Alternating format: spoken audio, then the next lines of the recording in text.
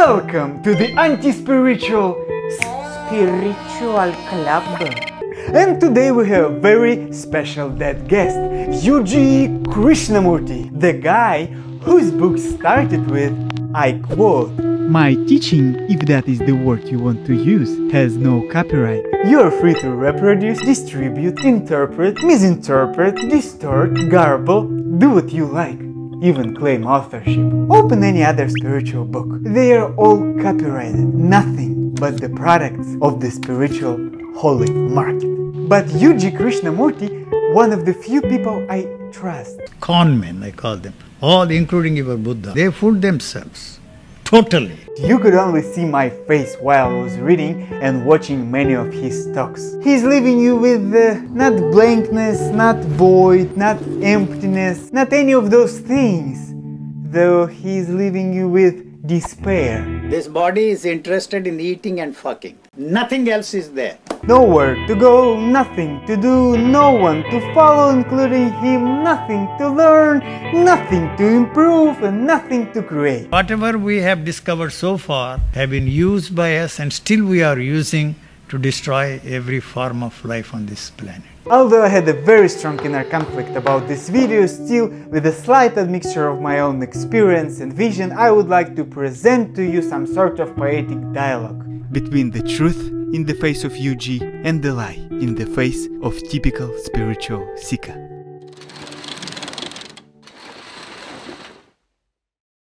Who am I? What should I aspire for? What is life? What is my purpose? You're asking not your own questions. Someone has thrown this garbage at you, and now you stink. No, it's from inside. I feel tension, I feel frustration. I'm the one who spends sleepless nights. I want to free myself from it. I must attain that state of completeness, of stillness, of enlightenment. And you're searching for the solutions. All the answers have been given by the saviors, saints and sages of mankind. And yet you're still clicking on those videos with fancy spiritual titles. You think you can attain something and liberate yourself?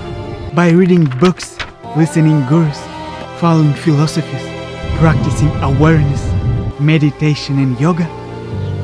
Yes, because they help to cure my delusion, to wake me up from the dream, to solve my spiritual conflicts. I don't see anything there. What you're saying is nonsense. You're just mechanically repeating some empty words. It is just noise that you picked up somewhere on the road. You have no problems to solve, no conflicts to resolve. It is because of solutions given by those bastards for your non-existent problems with which you're dealing right now. You feel so damn bad. Your naturalness is destroyed by the demand which is put in there by the culture. That is because your life looks so meaningless to you. There is a demand that there is something more interesting, meaningful, purposeful than your simple existence of today. By wanting to create heaven, we created the hell. Man has to be saved from the heritage of India, from the background of the entire world, from the burden of the past, throw off the whole thraldom, the whole strangling influence of culture and thought. But how can I? How to live like this? How to bring back my naturalness? The how has to go. But how that can how go? Can you help me? Those solutions have not helped you at all. So why do you want another one? I cannot help you. I'm not the person to put all that shit in you. Go somewhere else. You need to be totally helpless. If you seek to achieve the helplessness through my help, you're lost. As long as you listen to me, you are lost. I'm just a barking dog. There is nothing to be understood, and no outside agency can help you. The one answer to all your spiritual questions is stop asking questions. But if I stop, then what will be left? You see, we aren't ready to accept that we are just animals, no more important than the mosquitoes. We have been made to believe that we are born for some nobler purpose than all the other forms of life. We think that everything around us is created for our benefit. That is why we created all this mess in this world. So if there is no goal, no direction, if we are just animals, what is the state of mind? If you are free from all these things, the state that I am describing is the absence of what you are doing, trying to understand something or trying to change yourself. It is a state in which the questioning has stopped, disappeared. It has stopped because of the way the organism is functioning, leaves no room for those questions. But this state is not in your interest. You're only interested in continuity, in maintaining the status quo. In all that we have now, plus something more. You just want to ask questions again and again. All questions are born out of the answers you already have, but you aren't interested in the answers. All you want is to go further. I want 3 so you have plenty of time here. No, I am interested in that state. Can you help me to get there? No one can help you. You cannot help yourself. You can distrust any honest fellow who tells you how he got into this state. It is just a sudden physical change, some sort of mutation, calamity. It can happen with anyone. It just hits at random. No technique or method will help you, because it has no cause. You don't need to do a thing. That is your problem. Your consciousness is so pure that whatever you are doing in the direction of purifying that consciousness is adding impurity to it. Can you understand that? Desirelessness, selfishness, non-greed, non-anger. Those things have no meaning. They are all false. Nothing can be wrong with desire. Something must be wrong with the one who has told you to practice desirelessness. If that man has no desire as you imagine, he is a corpse. Don't believe to that man at all. So your breathing and yoga exercises, your meditations, are disturbing the chemistry and the natural rhythm of the body. It's so worthless. You see, nature in its own way throws out from time to time some flower, the end product of human evolution, but it cannot be used as a model for creating another one. His seeds are worthless for you. You need to use your own seeds. You are yourself, your own seeds. So the individual, the real one, is the only hope.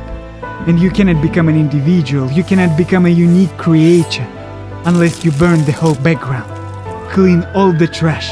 If you really go to the bottom, you will see that it's simply impossible to answer all those spiritual questions on your own, because they are not your own.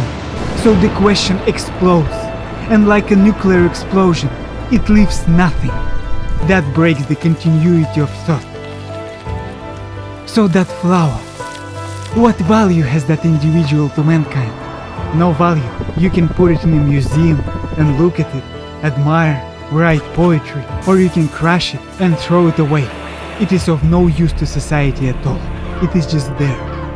And what is the point of life for that end product of human evolution? That question wouldn't arise at all.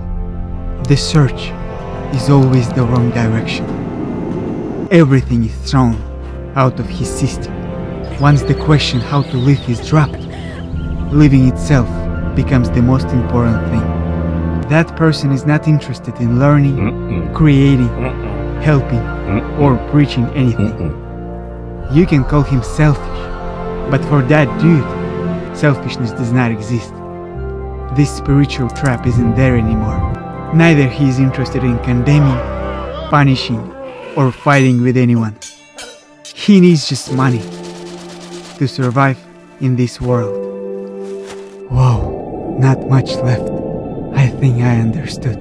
Do not think that you understood something. You cannot understand what I am talking about.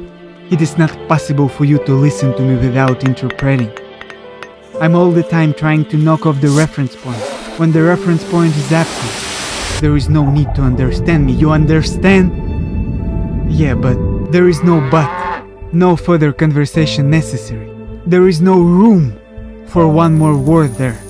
Next time when you meet someone who knows what is life, who knows how it works, who knows where to go, who has some spiritual path for you, don't forget the keywords. Nice to meet you.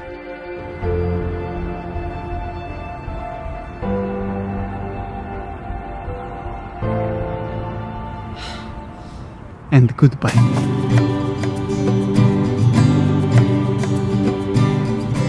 That is so crazy. I just did that. Oh my god. Oh, I hope. There is no hope. It's okay.